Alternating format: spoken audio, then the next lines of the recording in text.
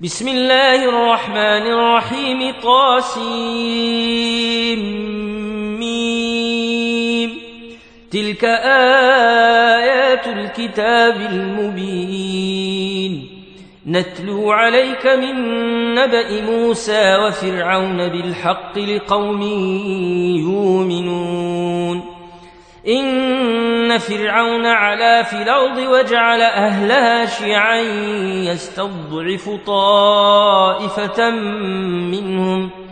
يستضعف طائفة منهم يذبح أبناءهم ويستحيي نساءهم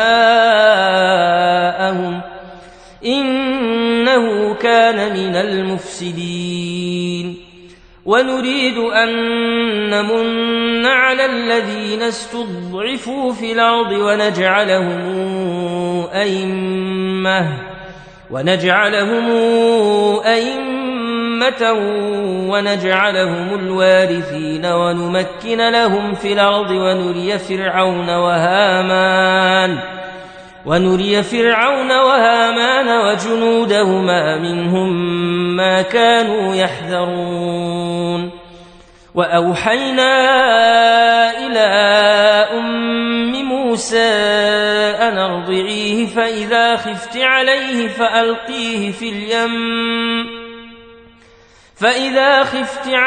فألقيه في اليم ولا تخافي ولا تحزني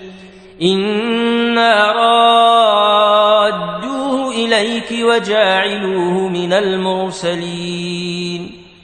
فالتقطه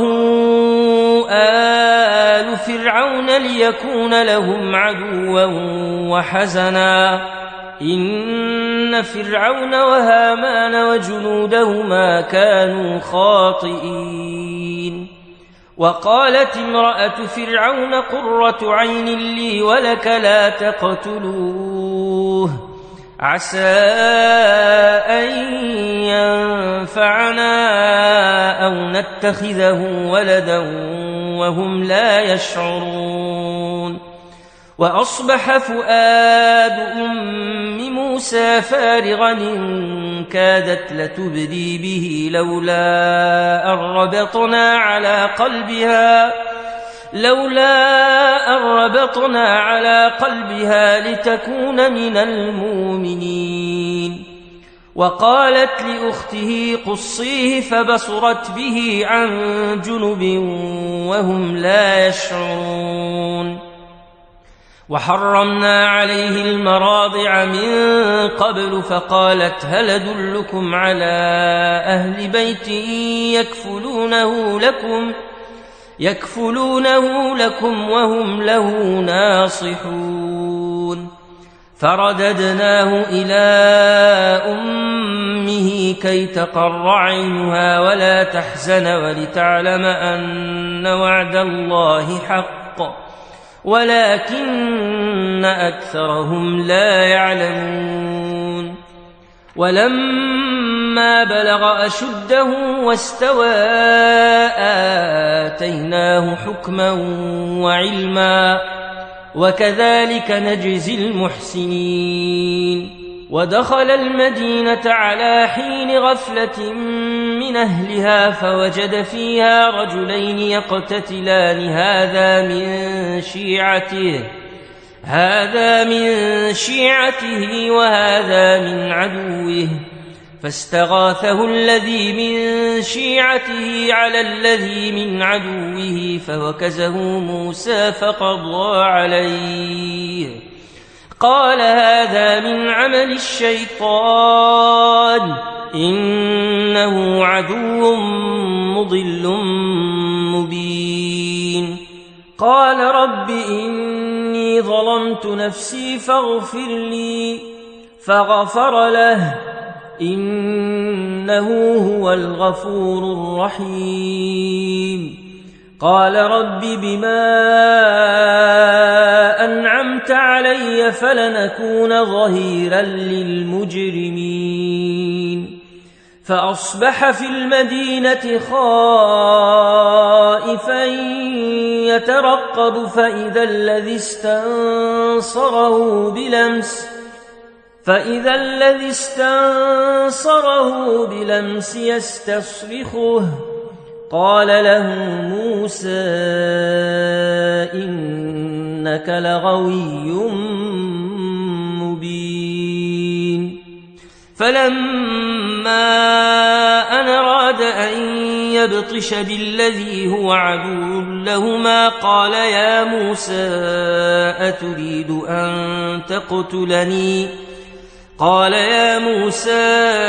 أتريد أن تقتلني كما قتلت نفسا بلمس إن تريد إلا أن تكون جبارا في الأرض وما تريد أن تكون من المصلحين وجاء رجل من أقصى المدينة يسعى قال يا موسى إن الملأ يأتمرون بك ليقتلوك فاخرج إني لك من الناصحين فخرج منها خائفا يترقب قال رب نجني من القوم الظالمين ولما توجه تلقاء مدين قال عسى ربي أن يهديني سواء السبيل ولما ورد ماء مدين وجد عليه أمة من الناس يسقون ووجد من دونهم امرأتين تذودان قال ما خطبكما قالتا لا نسقي حتى يصدر الرعاء وأبونا شيخ كبير فسقى لهما ثم تولى إلى الظل فقال رب إني لما أنزلت إلي من خير فقير فجاءته إحداهما تمشي على استحياء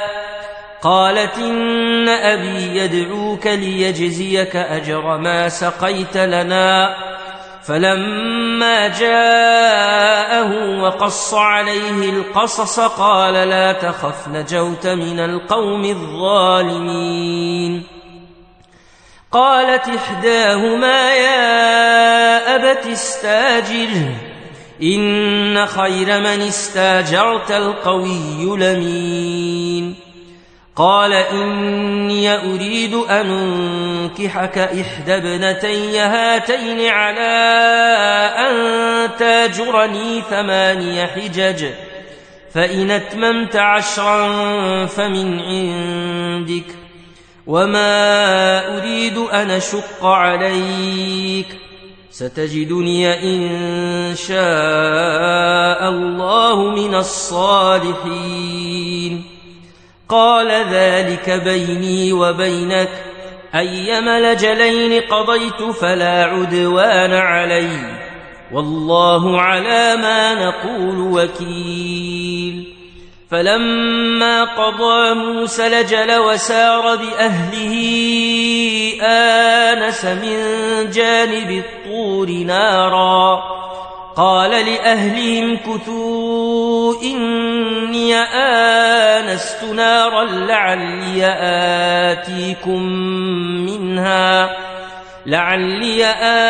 آتيكم منها بخبر أو جذوة من النار لعلكم تصطلون فلما أتاها نودي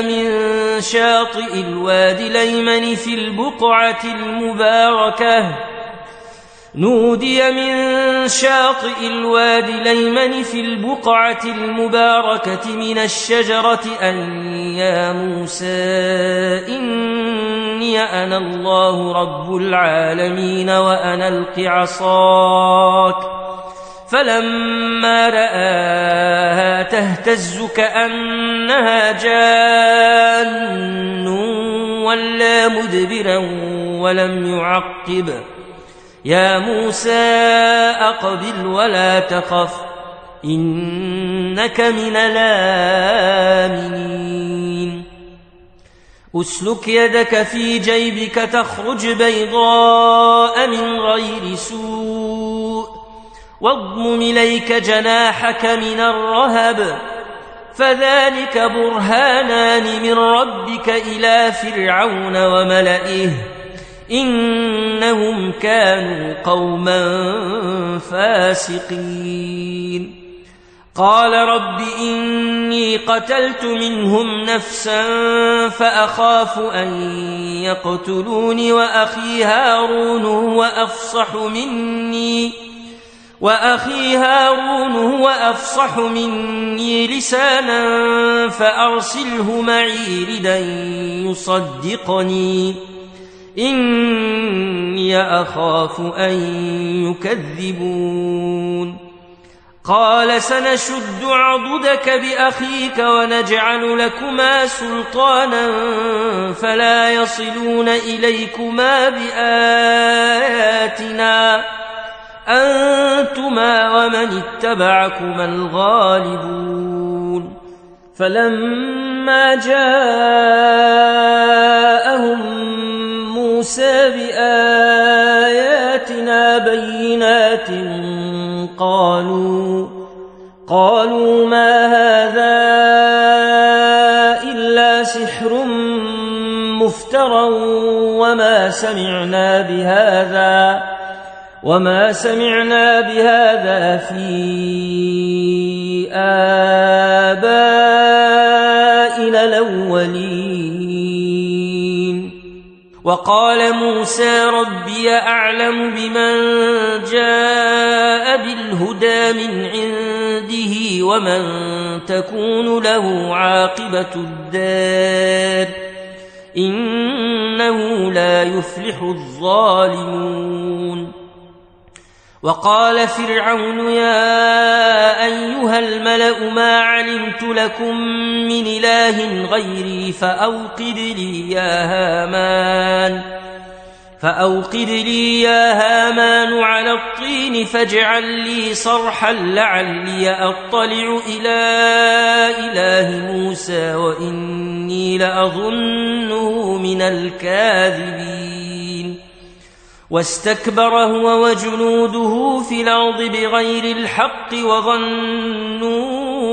أنهم إلينا لا يرجعون فأخذناه وجنوده فنبذناهم في اليم فانظر كيف كان عاقبة الظالمين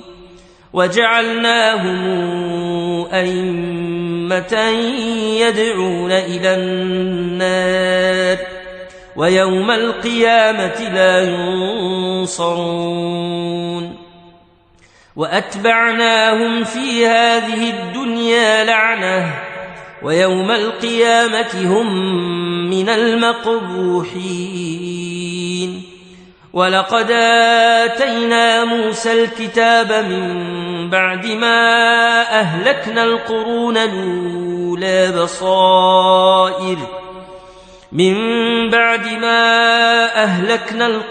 الأولى بصائر للناس وهدى ورحمة لعلهم يتذكرون وما كنت بجانب الغربي إذ قضينا إلى موسى الأمر وما كنت من الشاهدين ولكننا أنشأنا قرونا فتطاول عليهم العمر وما كنت ثاويا في أهل مدين تتلو عليهم آياتنا ولكننا كنا مرسلين وما كنت بجانب الطور إذ نادينا ولكن رحمة من ربك لتنذر قوما ما أتاهم من نذير من قبلك لعلهم يتذكرون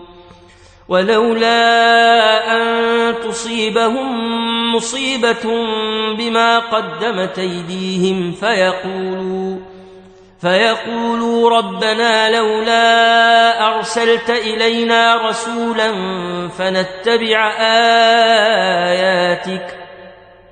فنتبع آياتك ونكون من المؤمنين. فلما جاءهم الحق من عندنا قالوا لولا أوتي مثل ما أوتي موسى أولم يكفروا بما أوتي موسى من قبل قالوا ساحران تظاهرا وقالوا إنا بكل كافرون. قل فاتوا بكتاب من عند الله هو أهدى منهما أتبعه إن كنتم صادقين. فإن لم يستجيبوا لك فاعلم أنما يتبعون أهواءهم ومن أضل ممن اتبع هواه بغير هدى من الله إن الله لا يهدي القوم الظالمين.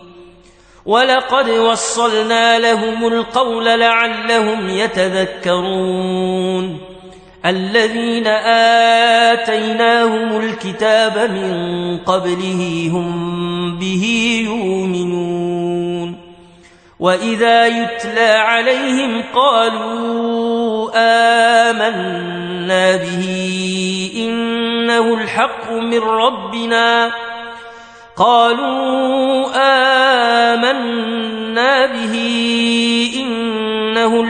من ربنا إنا كنا من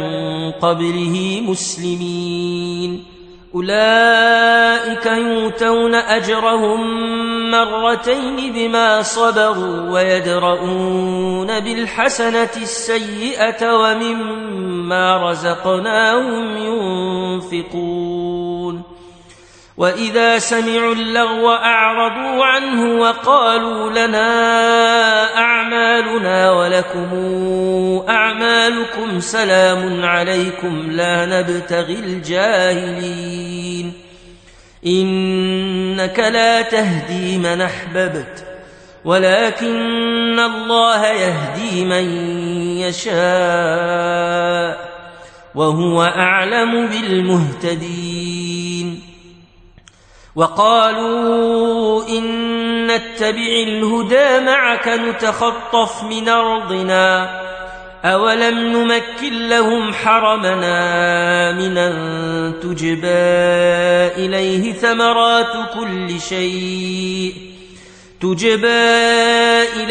ثمرات كل شيء رزقا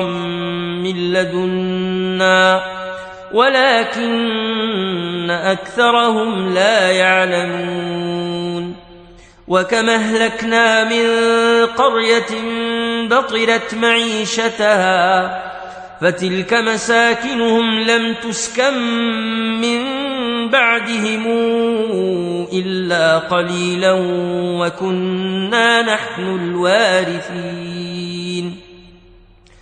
وما كان ربك مهلك القرى حتى يبعث في أمها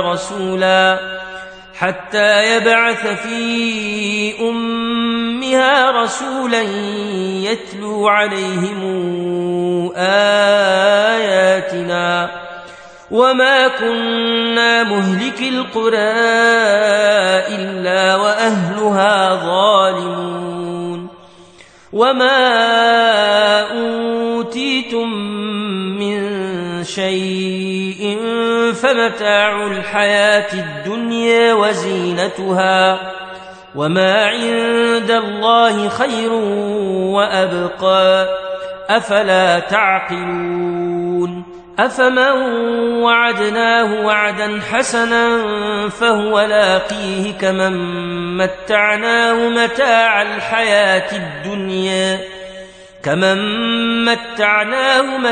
الحياة الدنيا ثم هو يوم القيامة من المحضرين. ويوم يناديهم فيقول أين شركائي الذين كنتم تزعمون قال الذين حق عليهم القول ربنا هؤلاء الذين أغويناهم كما غوينا تبرأنا إليك ما كانوا إيانا يعبدون وقيل ادعوا شركاءكم فدعوهم فلم يستجيبوا لهم ورأوا العذاب لو أنهم كانوا يهتدون ويوم يناديهم فيقول ماذا أجبتم المرسلين فعميت عليهم الأنباء يومئذ فهم لا يتساءلون فأما من تاب وآمن وعمل صالحا فعسى أن يكون من المفلحين وربك يخلق ما يشاء ويختار ما كان لهم الخيرة سبحان الله وتعالى عما يشركون وربك يعلم ما تكن صدورهم وما يعلنون وهو الله لا إله إلا هو له الحمد في الأولى والآخرة وله الحكم وإليه ترجعون قل رأيتم إن جعل الله عليكم الليل سرمدا إلى يوم القيامة من إله غير الله ياتيكم بضياء أفلا تسمعون قل رأيتم إن جعل الله عليكم النهار سرمدا إلى يوم القيامة من إله غير الله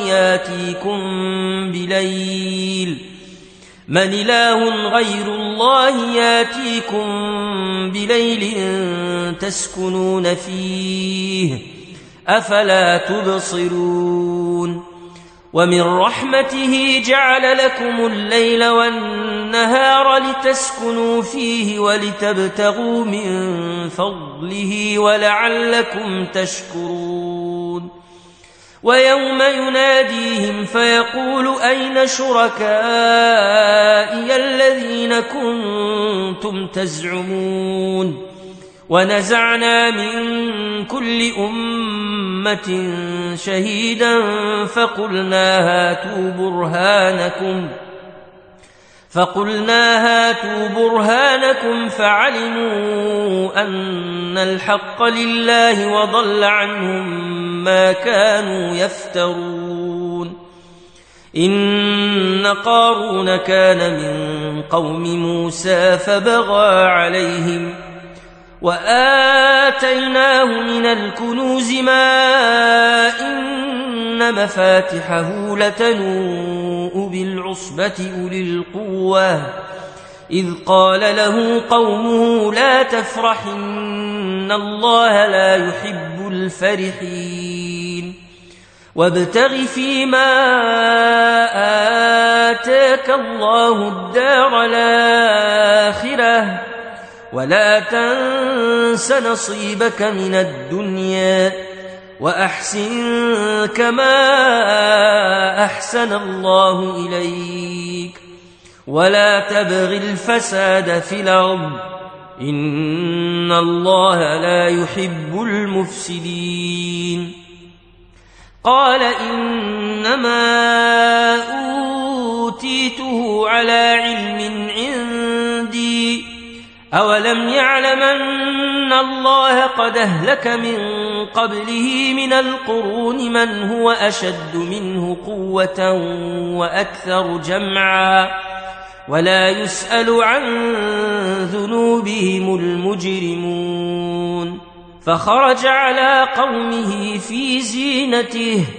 قال الذين يريدون الحياة الدنيا يا ليت لنا مثل ما أوتي قارون إنه لذو حظ عظيم وقال الذين أوتوا العلم ويلكم ثواب الله خير لمن آمن وعمل صالحا ولا يلقاها إلا الصابرون فخسفنا به وبداره الأرض فما كان له من فئة ينصرونه من دون الله وما كان من المنتصرين وأصبح الذين تمنوا مكانه بلمس يقولون ويك أن الله يبسط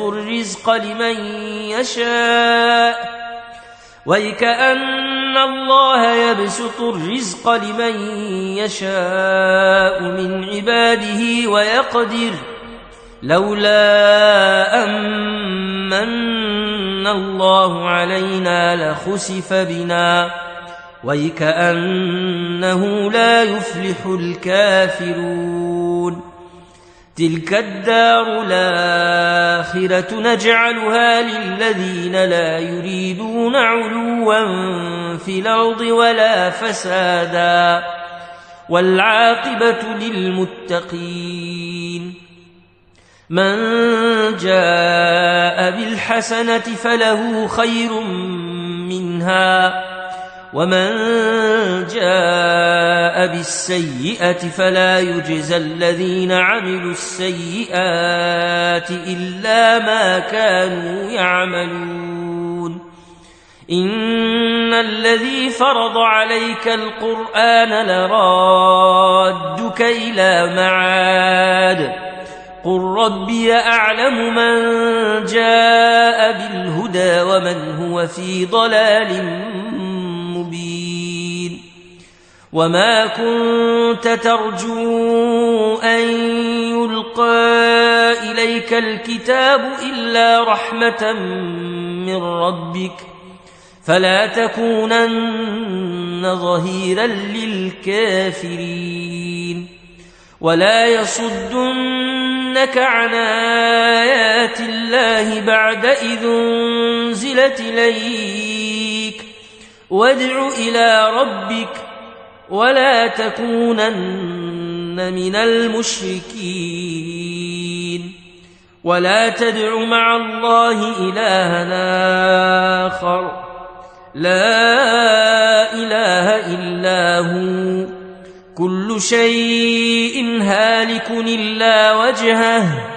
له الحكم وإليه ترجعون